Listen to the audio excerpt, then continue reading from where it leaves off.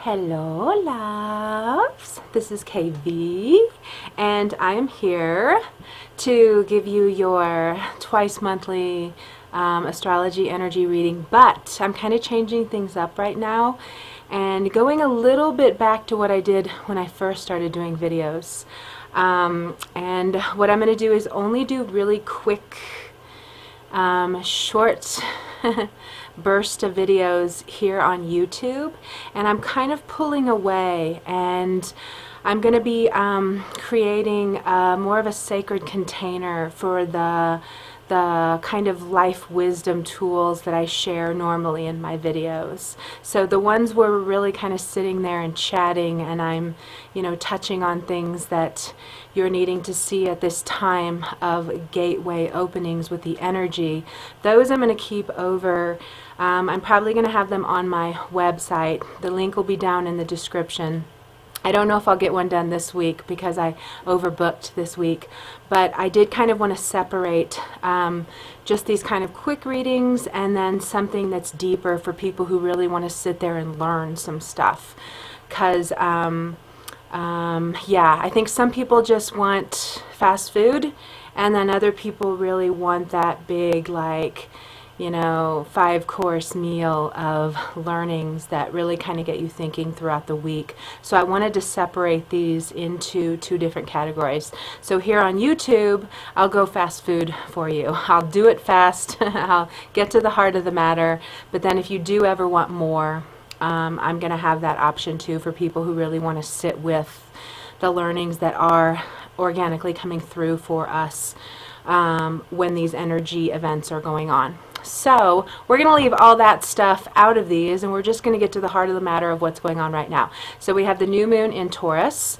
One thing, we also have Mercury going retrograde later in the day of the new moon on the 18th. So what you all kind of know from me is that, or most of you should know that when I first started channeling through this astrology back in 1999, the voice told me that I was going to be interpreting astrology in a brand new way. And it was called high vibrational astrology.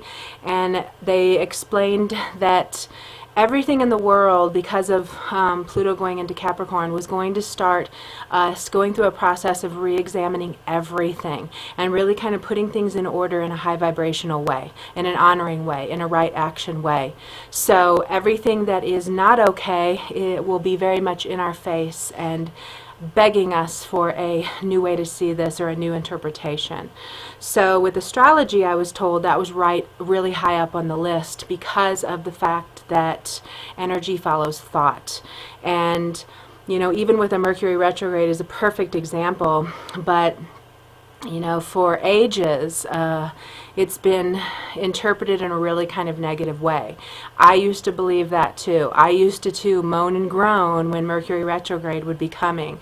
And what we did not realize from doing that is that energy is following that thought. So I guarantee if you are still someone who moans and groans over Mercury retrograde, you are going to have a nightmare of a time. But what I discovered a couple years ago is that when you look at it from a new perspective, and really kind of see it as this tune-up time, this kind of gaining a new perspective of what you're doing, depending on what house it's in your chart, that it ends up being the biggest blessing time of the year. So every time this cycle comes, I start planning for it beforehand.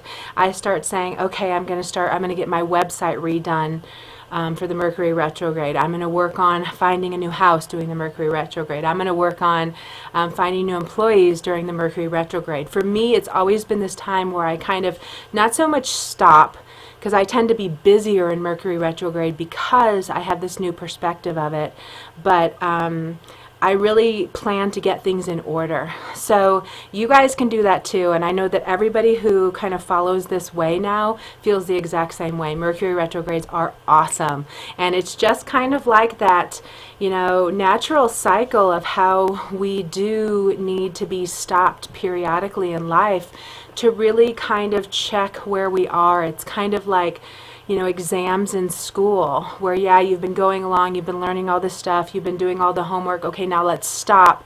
Let's take a test. Let's see if you really have retained this information, or you really are on the right path with your knowing, or whatever. So for me, it feels like a total gift of a time that we really are checked if we're going in the correct way, if we're on the right path, if we're doing what we really should be doing. So for me, I always really focus into work. My career, I tend to really go, Mercury retrograde, okay, let's check out how the systems are working. Let's see if we need, I also always come up with brilliant ideas when Mercury is retrograde. Like one, I even, I have this, 500, it's actually right behind me, this 500-page paper cutter. And what had happened was it stopped cutting like the bottom 3 pages. So it was so frustrating. Every book I'd put together, I'd have to hand cut those. It was just, I remember when I was doing it, I was putting together like 100 books. So it was so annoying. Mercury went retrograde and I was like, oh my gosh, what if I put like 3 or 4 pieces of scrap paper under it and then the ones that don't cut I don't need anyway. So Mercury retrograde brought that to me and always does in some form. If you are opening to it being an awesome time, awesome things come to you, alignments come together, your tribe comes together, the people you need come together. So I want you to try that out. I want you to just try changing your perspective and imagining that Mercury retrograde is actually a blessing that comes into your life. And I guarantee everything that does happen to you that you think trips you up is only showing you something that you need to upgrade in regards, because it's also, especially with this new moon and it happening so close to this new moon in Taurus, it's very much about upgrading, and it's very much about us getting really serious about what it's going to take to upgrade our lives. A really big message too I got about this energy is that you are all supposed to go to your second thought on things, because we have these natural thoughts that come like, oh no, I can't do that. Oh no, I don't like to do that. Oh no, I don't do that. So, oh no, I can't afford that. So what I want you to do is to, no matter what you first say, to then just kind of entertain thinking the opposite of that. Realizing that first reaction of yours is built on past patterns and programming and what you've seen thus far. But what would it hurt to really shoot for something a little bigger? If it is something about buying something, what's the second thought? Maybe I can afford that. Maybe if I do bring that into my life, I will be able to manifest the means to be able to afford something that is more than I thought I could. So you're definitely being asked during this energy to go to the second thought. Don't do the first one that's automatic. No, I don't date people like that. Well, maybe nothing's worked in my past. Maybe I do need to date people like that. It hasn't worked with all these other people that I thought I was supposed to be dating. Maybe I should open my mind to another sex, another race, another type of person that I would date. And I think it's funny that I'm bringing that up too, because I really got a strong love vibe about this one. I really got a strong, coming together with your tribe, coming together, even in love. And even I also feel this thing where it's, because we're going beyond limitations.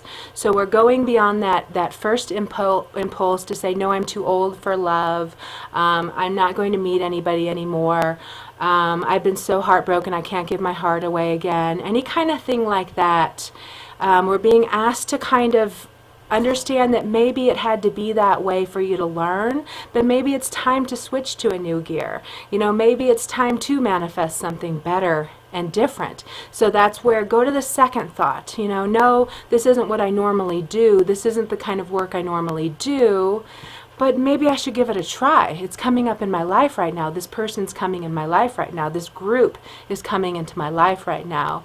So play around with that. Whatever comes during this time, think of another way to respond to whatever is coming into your life beyond the programmed way that you naturally respond. No, I don't like to eat oysters, Maybe you do, you know, or maybe there's a new way that you can have them that you do. So that's a big thing. Another really big part of this too is there's a big coming together where before there was a block. So this can have reversals of love coming back into your life where you thought it was completely over and you could never find your way back to this person. It can also be where there's a really big transformative effect that is occurring right now when we are opening our heart more to others. This can be through forgiveness. This can be through realizing life is short, and to hold grudges and resentments is really not the way to go. And especially when we die, we discover that you know, or even if we do find out that we're dying of something, we instantly say things like, "Oh my gosh, I wish I would have forgiven that person." So do realize too that there's a really big power to have a huge transformative effect in your life through kind of opening your heart to others and realizing that we're all doing the best we can. Realizing that most of the situations we are in are based on our past wounds or what we learned in childhood. And like I said, with that, having a second response to thing, it's really about going beyond what you've already learned and kind of trying to map out and create a new way of living life. So it's this looking beyond what you've seen and kind of shooting for greater heights and really getting serious about it. You know, and this is something that's been building for years, this getting serious, even about like, you know, living life fully, living our soul's purpose, doing our inner work. You know, this is a newer thing in the cosmos that's in a collective vibration within our body, and you can see the people who have already jumped on board because they're manifesting amazing things one after the other. And it's becoming this thing now that I don't want to say competitive.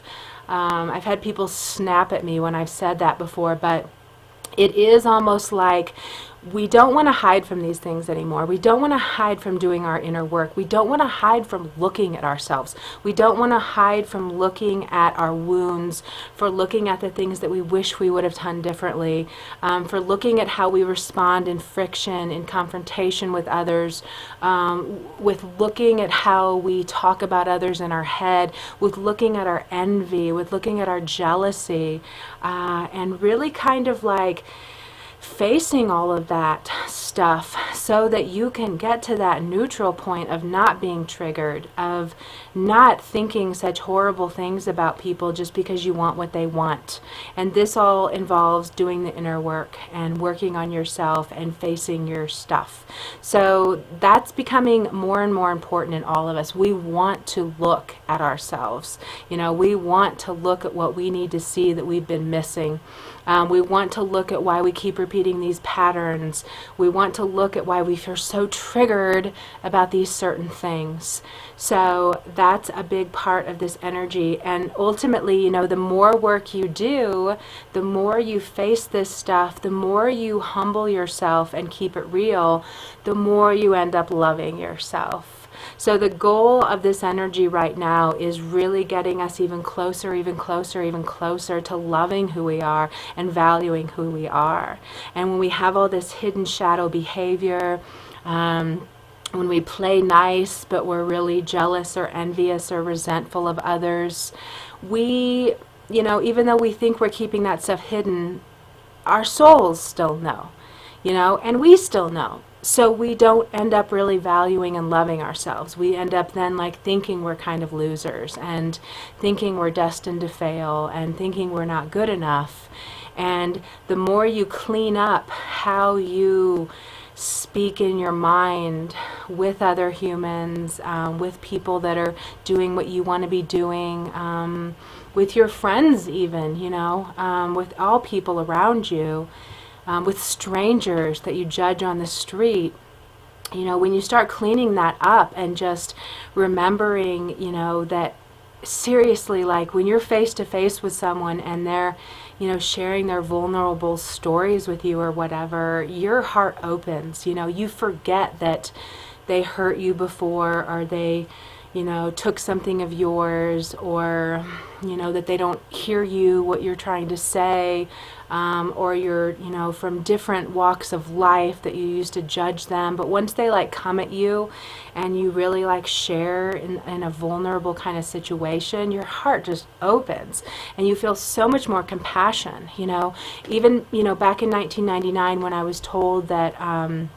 I was going to be interpreting this new astrology, and when it happened, it flooded through me. I wrote 700, 800 pages of astrology, where I wouldn't even lift the pen for 12 pages. It was just, I didn't even know this stuff. I just flooded out of me. And but one of the things I was also told too is that we were going to be moving to a time in the future when the majority of people were either in interracial relationships, in same-sex relationships, or in different age gap relationships.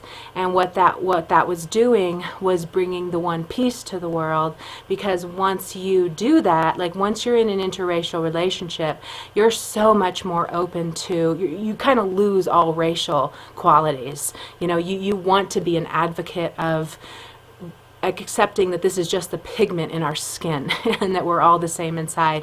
Same when you are in a same-sex relationship, you want to educate and show people that it's no big deal. It's the same thing inside. It's just about loving someone. As long as you love someone, that's all that matters, And even the age gaps, they open, because all generations are, a lot different than each other because of what they grew up in.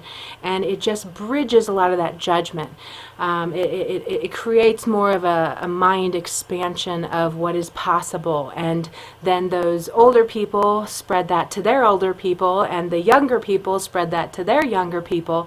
So all those things that used to all be considered taboo even 15 years ago, which is crazy, even now, for a lot of people, but those things are what are bridging the one love peace vibe. It opens our minds. So I was told way back then that the majority of people were going to be doing one of those, like the majority. And you can see it happening, and it's so beautiful. So do realize that, with this energy right now, we're also really in this space of really in a huge kind of gateway opening of seeing our wounds projected through others, and also kind of waking to the power of them. So, kind of like not so much owning up to the victim mentality, but seeing how it empowers us, and that's what I've talked about a lot, like people who've had a lot of struggle, violation, not feeling comfortable in this world, not being accepted, not being loved, not being nourished, going through abandonment. They end up being really powerful people in the world. So right now, the energy right now is opening you to seeing things about yourself that you've considered to be things that made you a victim, that have caused you to suffer, but that in this energy right now that we have, there's going to be a bridging that's going to kind of show you the power that it has bestowed upon you because you walked this path. So be open to that too. See, I'm going quick. I'm going to be done in like 2 minutes. I was like 20 minutes. That's it. That's all you're allowed. So I'm going to be writing a little brief thing on how the Mercury retrograde is going to affect you. And just know too that this energy right now is going to keep you going. It's going to put you on a track, and it's going to like power you up to where you are. If you fall, you're going to get up. And if you fall again, you're going to get up. And if you fall again, you're going to get up. It's going to be like that weeble wobble where you're not going to be able to be stopped. Like once you are shown your path, what you need to change, what you need to work on, also being filled with the empowerment of like, this path I walked created who I am. How powerful is that? Once you kind of start owning that kind of energy, you're going to have this really strong groundedness that is like, I'm not giving up on this. I know that this is what I'm supposed to do. I know that this is my destiny. I know that this is the person I'm supposed to be with. Whatever's being shown to you, just know that there's lessons in it right now that are trying to show you, keep with it. You know, a lot of times we are just tested. I mean, my gosh, I channeled through all this brilliant information that I put in the birth chart books back in 1999, and it did not take off until 2012. So all those years, I had this amazing file that was going nowhere, and I was like, God, I thought I had this really huge thing, and I don't know. I mean, the voice told me it was going to reach millions and all this stuff, but then I had to even go through my own doubting spirit, doubting that I could trust the voices, doubting that I could trust my guides.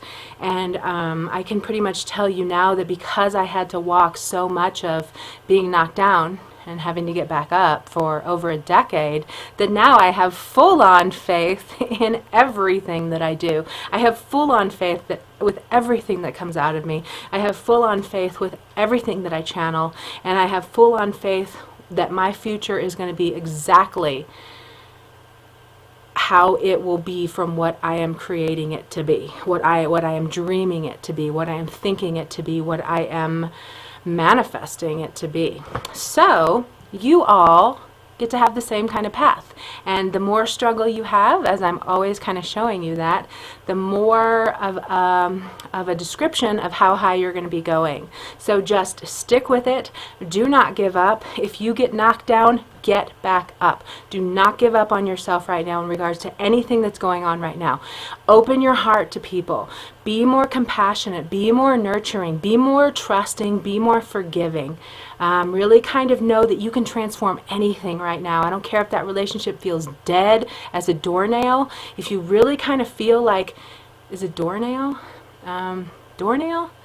Dead as a doornail? Is that how that goes? Because that doesn't make any sense to me. But even if you think it is dead and lifeless, there's life in it right now.